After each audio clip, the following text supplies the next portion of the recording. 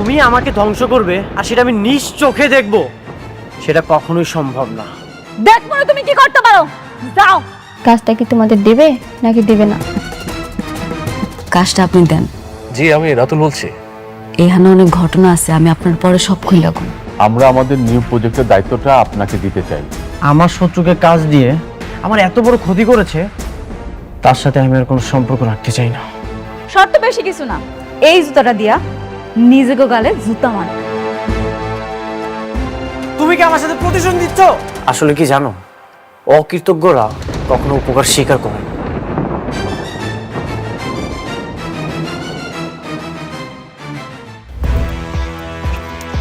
আমি কোনো ঝামেলা চাই না।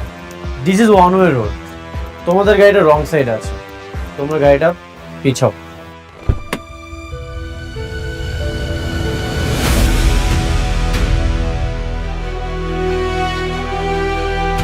গাড়ি পিছাইবো না।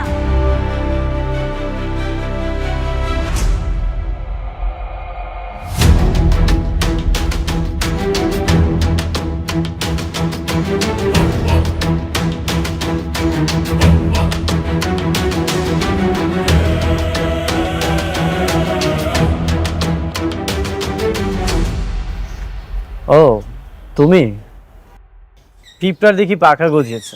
পিঁপড়ার না, এই মেঘলার পাখা অনেক আগেই গজাইছে, সেটা আপনি দেখতে পান। ন্যূনতম পড়াশোনাটুকু তো করনি। কোনটা ওয়ান ওয়ে রোড কোনটা টু ওয়ে রোড সেটাও হয়তো জানো না। তোমার গাড়িটা রং সাইড আছে, তুমি গাড়িটা পিছাও। রাস্তা যাইটাই হোক, আমি একবার কইলাম না আমার গাড়ি এক পাও পিছাইব না, এটাই আমার শেষ কথা। নতুন নতুন গাড়িতে চড়ে কি অহংকার বেড়ে গেছে?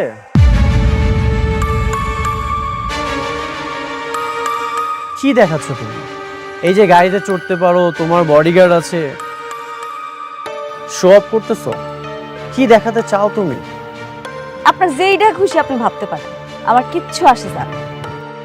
দুদিন আগেও তো বস্তিতে ছিলে। বস্তির মানুষ যে নতুন গাড়ি পেলে অহংকার বেড়ে যায়, সেটা তোমাকে না দেখলে আমি বুঝতে পারতাম না।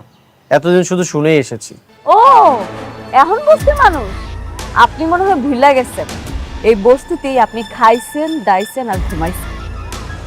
বস্তির মানুষ যে মানুষ হয় সেটা ভুলা যাবে না, মনে রাখবেন।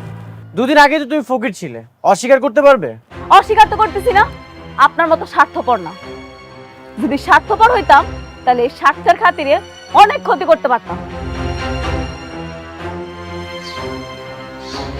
আর কি ক্ষতি করতে চাও তুমি? হ্যাঁ, আবার জুতা তুলবা? এখন তুমি আমাকে জুতা দিয়ে মারবা?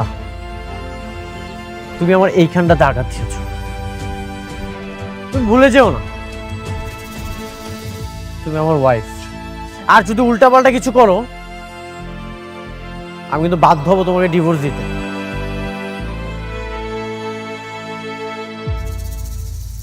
আর এমনিতেও আমি তোমাকে খুব দ্রুত ডিভোর্স দিয়ে দেবো। এভাবে একটা সম্পর্ক রাখা যায় না।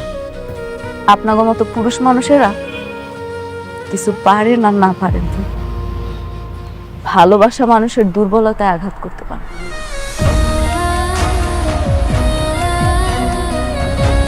একটা মেয়ে কখনোই তার সংসার ভাঙতেছে না, তার সংসার গড়তেছে। এত কিছুর পরেও আমি মুখ বুঝে সব কিছু চুপচাপ সহ্য করছি। আপনি ঠিকই কইছেন মিস্টার অনিক, আপনি সবসময় ঠিক ছিলেন, আমি ভুল ছিলাম, আমি অহংকার। আপনার রাস্তায় কাটা হয়ে দাঁড়াইছি তো, এই কাটা সইরা গেল, চলে যেতেছি। আপনার রাস্তায় আপনি যান, চলেন আপনারা।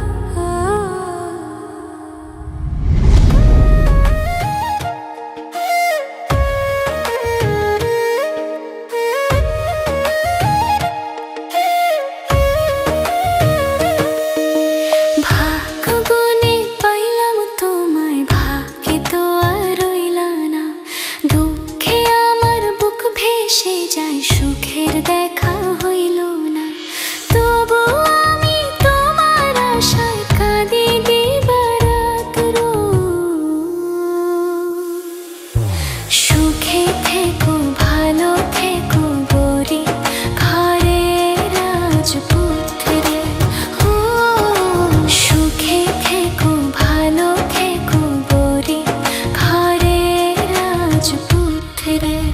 আঙ্কেল, হুম সব ডিল তো ফাইনাল, এখন শুধু সময়ের অপেক্ষা। কাজ করবো আর টাকা কামাবো। এবার আমি 100 কোটি টাকার মালিক হব। বাহ,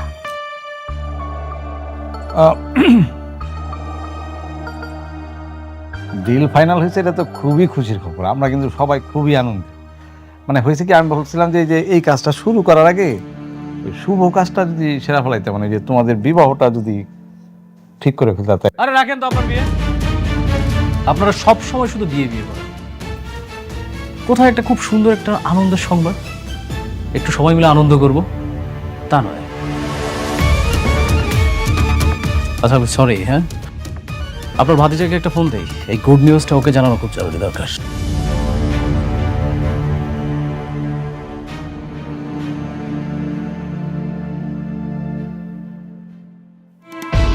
তুই আমাকে কেন কল করেছিস? কে বন্ধুকে অভিনন্দন জানাবি না? আমি তো শালিমা গ্রুপ অফ ইন্ডাস্ট্রিজের প্রজেক্টটা পেয়ে গেছি। কি মিষ্টি খাবি না? মিষ্টি নিয়ে আসবো তোর জন্য। কেন কল করেছিস সেটা বল। কেন কল করেছি জানিস না? তোর বউ সেই প্রজেক্টটা তোকে না দিয়ে আমাকে দিল। একটা জিনিস কি জানিস, তোর বউ না তোর ভালো চায় না। এই বিষয়টা না আমার কাছে কেন কত যে আনন্দ লাগতেছে। আনন্দ হচ্ছে, এই আনন্দের অবশ্যই একদিন আমি জবাব দেব। শোন, তুই আমার একটা চুলও ছিটতে পারবি না। যদি ছিটতে পারিস তাহলে ছিড়িস। তুই দেখবি একদিন আমি অনেক টাকার মালিক হব, কোটি কোটি টাকার মালিক। তখন তোর বড় লোক শ্বশুর আছে না, তোর বড় লোক শ্বশুরের থেকেও আমার একটা বড় কোম্পানি থাকবে, আর তুই আস্তে আস্তে ধ্বংস হয়ে যাবে। ঠিক আছে, আমিও দেখতে চাই তুই আমার কি করিস। তোদের সবাইকে আমি একে একে জবাব দেব, কেউ রেহাই পাবি না। আমি অপেক্ষায় থাকলাম তোর কল্পিত সময়ের, দেখবো তুই কি করতে পারিস। ওকে, গুড বাই, টাটা বন্ধু, ভালো থাকিস।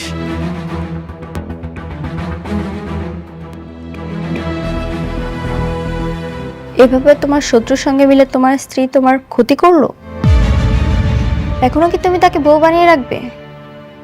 তুমি তাকে ডিভোর্স কি দেবে না? বললাম তো দিয়ে দিব। কবে দিবে? আমি তো তোমার মধ্যে কোনো ডিভোর্স দেওয়ার লক্ষণ পাচ্ছি না। আর কত সহ্য করবে? আমি আর সহ্য করব না, আজকে এর বোঝাপড়া হবে।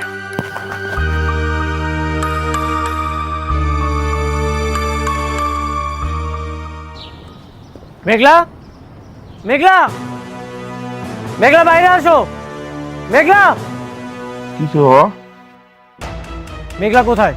ওকে ডাকেন, ওর সাথে আমার বোঝাপড়া আছে। মেঘলা, আমি এখানে। কি বোঝাপড়া আছে কম? আমার জীবনের সবচেয়ে বড় ভুল কি জানো? আমার জীবনের সবচেয়ে বড় ভুল হচ্ছে তোমার মতো একটা মেয়েকে বিয়ে করা। এটা আমারও ভুল। তোমার মতো কোটিপতির বিয়া কইরা আমি আমার জীবনটা শেষ করে ফেলাইছি। তোমার তো সৌভাগ্য যে আমি তোমাকে বিয়ে করেছি, আর এই যে আপনারা একটা অকৃতজ্ঞ। অকৃতজ্ঞ আমরা? কি করছি আমরা? আর তুমি আমাকে জন্য কি করছো? 7 তালা কি দালান বাইন্দা দিছো? আর এই দালানে আমরা শুয়ে বসে আরাম করি, দাসী বান্দিকে কাম করে, তাই তো? কি বললেন? আমি আপনাদের জন্য কি করেছি, কি করি নাই সেইটা বলেন। বাবারে, আমরা জানতাম না তুমি কোটিপতি, আর এটা যাই না আমাকে মেয়ের তোমার কাছে বিয়া দেই নাই। শোনো, টাকা পয়সা দিয়া সবকিছু হয় না, সবকিছুর মাপকাঠি না। ও আচ্ছা, এখন টাকা দিয়ে কোনো কিছু মাপকাঠি হয় না। এই যে আপনারা আমাকে ধ্বংস করার প্ল্যানিং করেছেন। প্ল্যান? কি কাব্বা? শোনো, তোমারে নিয়ে যে প্ল্যান করমু এই সময় আমগো নাই। সেই সময় আমাকে নিয়ে কেন থাকবে? এখন তো তোমার সব সময় নাইট ক্লাবের সেই রং বেরঙের মানুষদেরকে নিয়ে। এখন তো তোমার চলাফেরা বড় বড় অফিসার, বড় বড় পোস্টে যারা আছে তাদের সাথে। অনেক সামলা কথা কও। আমার বস্তিতে আইয়া তুমি আমারে অপমান করবা? তোমারে আমি সাইডা দেবো? এমন মাইয়া আমি না। তুমি নষ্টামি করে বেড়াবা আর আমি তোমাকে নিয়ে কিচ্ছু বলবো না, এটা তুমি কল্পনা করলে কিভাবে? আমি তোমাকে আজকে ফাইনাল ডিসিশন জানাতে এসেছি। ফাইনাল ডিসিশন আমি জানিয়ে দিই।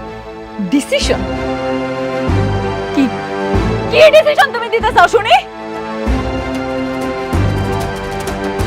আমি তোমাকে ডিভোর্স দিতে চাই। আমি তোমাকে ডিভোর্স দিয়ে আমার ভুল থেকে আমি মুক্তি পেতে চাই। আমি সেই দিনই বুঝতে পারছিলাম, যেদিন তুমি আমার চোখের সামনে টাকার জন্য আরেকটা মেয়ের বিয়া করে ফেলাইছো। আমি তোমার সেই দিনই মুক্তি করে দিছি। এইভাবে না, আমার অফিসিয়াল ভাবে মুক্তি চাই। আমাদের যে কাজে বিয়ে পড়িয়েছিল তাকে বলেন সব ডিভোর্সের পেপার রেডি করতে। আমি আপনাদের সাথে কোনো সম্পর্কই রাখতে চাই না। আমাকে ধ্বংস করার জন্য নিজের ইজ্জতটা ব্যবহার না করলেও পারতে। তুমি যে এতটা খারাপ সেটা আমি কখনোই কল্পনা করিনি।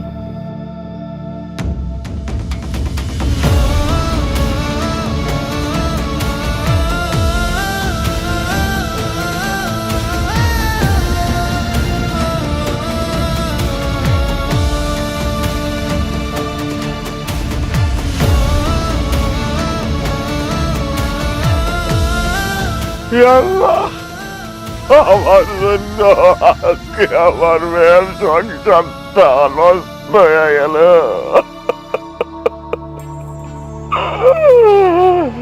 এই জন্য আমি দায়ী। আমার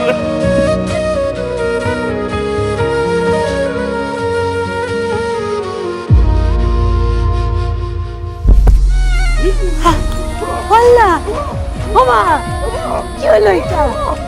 আমারে করে না আমারে।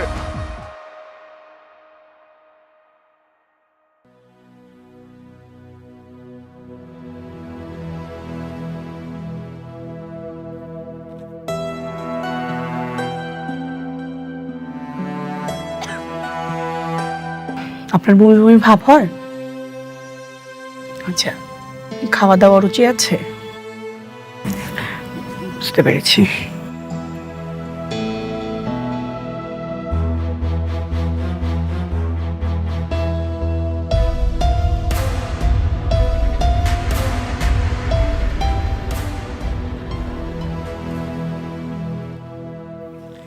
আপনার স্বামীকে খবর দেন, খুশির সংবাদ আছে।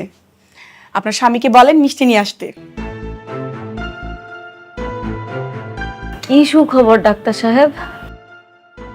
নতুন মেহমান আসতে চলেছে, আপনি মা হতে চলেছেন।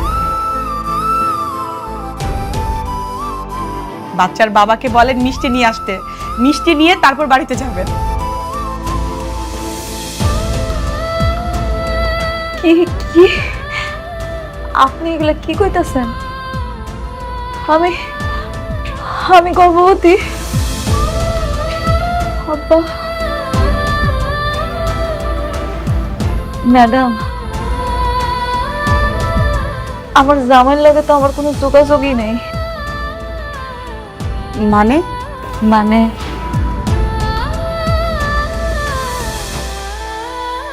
আমার জামাই আরেকটা বিয়ে করছে, এখন সে আমার ডিভোর্স দিতে চায়। তাহলে তাহলে আমার সন্তানের এখন কি হইব? প্রেগনেন্ট অবস্থায় তো স্বামী স্ত্রী ডিভোর্স হয় না। আপনারা নতুন করে আবার সিদ্ধান্ত নেবেন।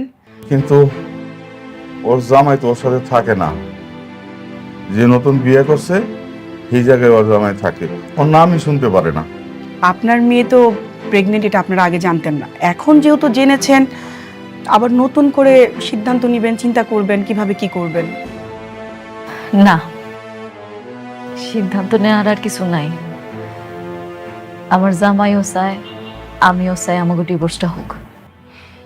কিন্তু প্রেগনেন্ট অবস্থায় তো ডিভোর্স হয় না। দেশের তো আইন কানুনের একটা ব্যাপার আছে, ওইটা তো মানতে হবে। আপনাদের সন্তানের কথা চিন্তা করে আপনারা হাজবেন্ড ওয়াইফ আবার নতুন করে ভাবেন। এত তাড়াতাড়ি সিদ্ধান্ত নেওয়ার তো কিছু নাই। ভাবা ভাবির আর কিছু নাই আপা। যে মানুষটা আমার কথা একটা বড় চিন্তা না কইরা টাকার জন্য আরেকটা বিয়া করতে পারে, যে মানুষটা আমার ডিভোর্স দেওয়ার জন্য উল্টা কইরা লাগতে পারে, আমি কোন মুখ নিয়ে ওই মানুষটার কাছে যাবো আপনি কোন? না, আমি আর যাব না। পৃথিবীতে তো এমন অনেক সন্তান আছে যারা জন্মের পর বাপ মা কাউরে দেখে না, তাই বলে তারা কি বড় হয় না, মানুষ হয় না? আমি আমার সন্তানের জন্য আছি, আমি ওরে বড় করব, ও জানবো ওর কোনো বাপ নাই। আপনারা যেটা ভালো মনে করেন, আমার যেটা ভালো বলার ছিল আমি বললাম।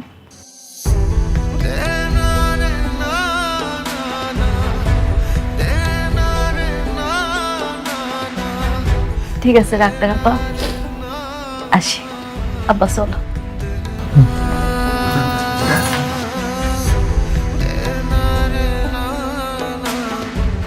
মারে, তুই জামাইরে তালাক দিস না। তোর পেটে যে সন্তানরা আছে তার তো বাবার আদরের দরকার, তাই না? তুই যদি তালাক দিয়া দেস তাহলে তো বাবার আদর পাইব না। আব্বা, তুমি এগুলা কি কইতেছো? তুমি মনে হয় জানো না অনেক কি চায়। তোমার কি কিচ্ছু মনে নাই? তুমি দেখলা না ওইদিন সবার সামনে ওই কেমনে আমাকে ডিভোর্স দিতে কইলো? মনে থাকবো না কেন, কিন্তু তোর পেটে সন্তানের কথাও তো ভাবা লাগবো। কোনো দরকার নাই মা, কোনো দরকার নেই। যে মানুষটা আমার কথা একবারও চিন্তা না কইরা আরেকজনের বিয়া করতে পারছে, তার কাছে আমি ছোট হইতে চাই না। আমার ভাগ্যে যা আছে তাই হই। কিন্তু ডাক্তার যে কইলো পেটে বাচ্চা থাকলে নাকি স্বামী স্ত্রীর তালাক হয় না। কোনো না কোনো ব্যবস্থা তো ঠিকই করতে হইব। দরকার পড়লে আমি উকিলের লগে কথা বলবো। মারে, তুই একটু জামাই বাবাজির সাথে কথা বল। না, কোনো দরকার নেই। আমার পেটের সন্তানের কথা ওর আমি কিচ্ছু কম না, সময় হলেও ঠিকই টের পাবে। দেখ, যেটা ভালো মনে করো।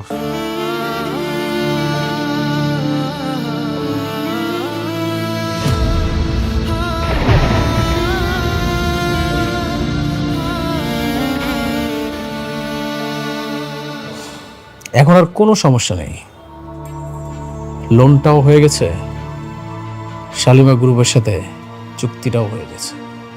এখন শুধু কাজ শুরু করতে হবে, আর কাজ শেষ হয়ে গেলেই শত শত কোটি টাকা আমার পকেটে ঢুকবে। এটা ভেবে যে কি আনন্দ লাগছে। সবই ঠিক আছে, কিন্তু আমি আশ্চর্য হইতেছি একটা বিশেষ ব্যাপার।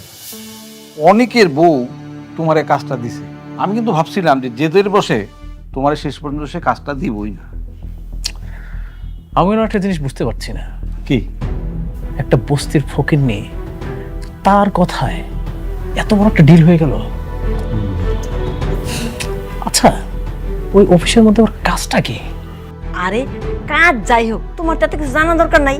তুমি কাজ পাইছো, লাভবান হইছো, তাই না? তা ঠিক বলেছেন। আমার মনে হচ্ছে কি জানেন, অনিকের সাথে জেদ করেই কিন্তু ও আমাকে কাজটা দিয়েছে, কারণ ওর সাথে তো এখন সম্পর্ক ওর শত্রুতা।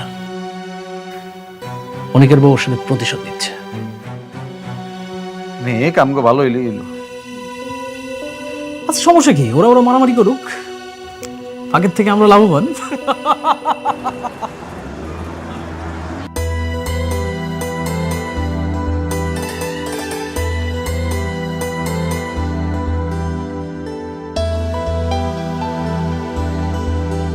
কি ব্যাপার, আপনারা সবাই এখানে খাড়া রয়েছেন যে?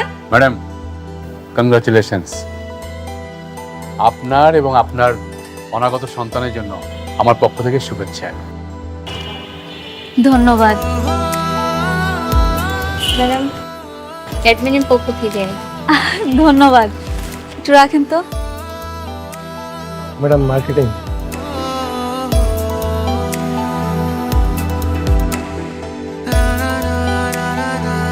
ধন্যবাদ।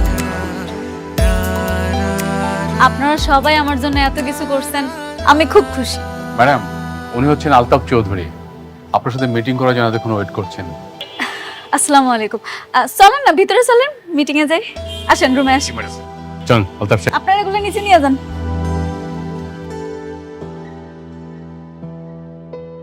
বসেন বসেন। আপনার বাবার সাথে আমি দীর্ঘদিন ব্যবসা করছি, উনি আমাকে খুব পছন্দ করতেন। এই আপনার কথা আমি ওনার কাছে শুনেছি। তো ভাবলাম অফিসে গিয়ে একটু দেখা করি, পরিচিত হই। ও আচ্ছা, আপনারা দেখে আমার খুব ভালো লাগছে। ভেবেছিলাম শাকের চৌধুরীর মেয়ে অনেক মডার্ন, আধুনিক হবে, কিন্তু আপনাকে দেখে তো তা মনে হয় না। কেন, আমার দেখে কেমন মনে হয় আপনার? মনে তো হয় বস্তির থেকে এসছে। এই শহরের অলিগলিতে বস্তিতে যারা থাকে, আপনার আচরণ দেখে তো মনে হলো সেরকমই। আপনি ঠিকই কইছেন, আমি বস্তিতেই থাকি। আমার পালিত বাবা মা এখনো বস্তিতেই থাকে। আপনার মতো একজন কোটিপতি বস্তিতে থাকবে, এটা তো মানেই যায় না। বস্তিতে তো থাকে গরিব ফকিন্নিরা, আপনি তো গরিব না। তাতে কি হয়েছে? আপনারা কইলাম না ছোটবেলা থেকে ওখানে মানুষ হয়েছে, এই জন্য হেনেই থাকি। আলতাফ সাহেব, আমরা এই বিষয়ে আলোচনা না করে আমরা ব্যবসায়িক আলোচনাটা সেরে ফেলি। ও শিওর। আমার একটা শেষ প্রশ্ন ম্যাডাম, আপনার স্বামী কি করে? নিয়োগে বস্তিতে থাকে, একদিন নিয়ে আসেন না, অফিসে আমরা পরিচিত হব। কিছু মনে করবেন না, আমি আসলে আমার বাচ্চার বাবার পরিচয়টা সবার সামনে আনতে চাইতেছি না। মানে কি, সন্তানের কোনো বাবা নাই, আর বস্তিতে থেকেও এত অ্যাডভান্স, স্বামী ছাড়াই সন্তান? অবশ্য বস্তিতে এরকম স্বামী ছাড়া সন্তান অহরহই হয়। আলতাফ সাহেব,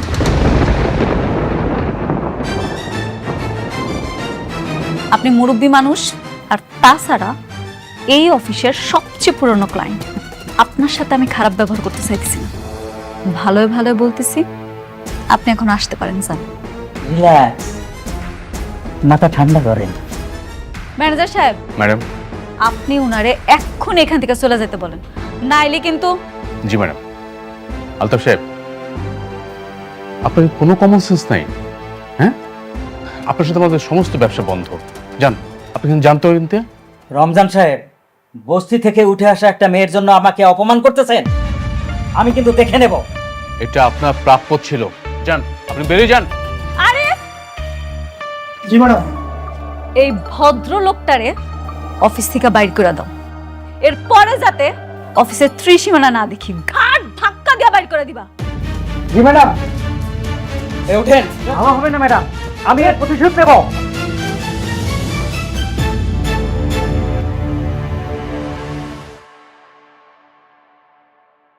উনি আমাদের সাথে বিজনেস না করলে কয় টাকা লস হবে? না ম্যাডাম, কিচ্ছু হবে না, ব্যাপারটা আমি দেখব। সরি ম্যানেজার আঙ্কেল, আসলে আমি ওনার কথাগুলো নিতে পারি নাই। ম্যাডাম, আপনি উচিত শিক্ষা দিয়েছেন, এইসব লোকদের এরকম শিক্ষাই দেওয়া উচিত।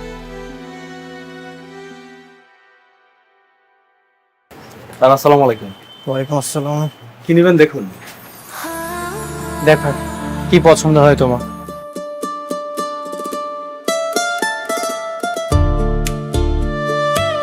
এটা কেমন লাগে? না, ভালো লাগছে না, অন্য কিছু দেখো।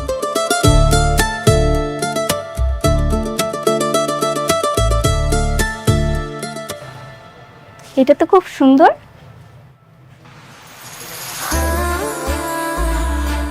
এটা তোমার পছন্দ হয়েছে? হ্যাঁ। সরি স্যার, এটা আসলে বিক্রি হয়ে গেছে। কি বলছেন বিক্রি হয়ে গেছে? মানে মাত্রই তো আমি হাতে নিলাম, হাতে থাকা অবস্থায় কিভাবে বিক্রি হয়ে গেল? আসলে স্যার, আপনার আগে একজন কাস্টমার এটা নেবেন বলে কনফার্ম করেছে। আমি এখন এটা প্যাক করব। এটা কত টাকায় সেল করেছেন?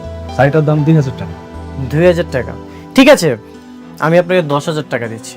দেখেন, এটা আমার ওয়াইফ পছন্দ করেছে, যে কোনো মূল্যেই হোক এটা আমি নিতে চাই। আসলে স্যার, সবকিছু তো টাকা দিয়ে কেনা যায় না, আর তাছাড়া এটা অন্য কাস্টমার নেবেন বলে কনফার্ম করেছে। কে নিয়েছে? ওইটা আমি নিছি।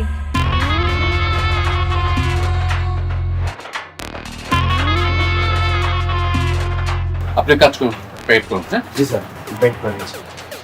চলো আমরা চলে যাই।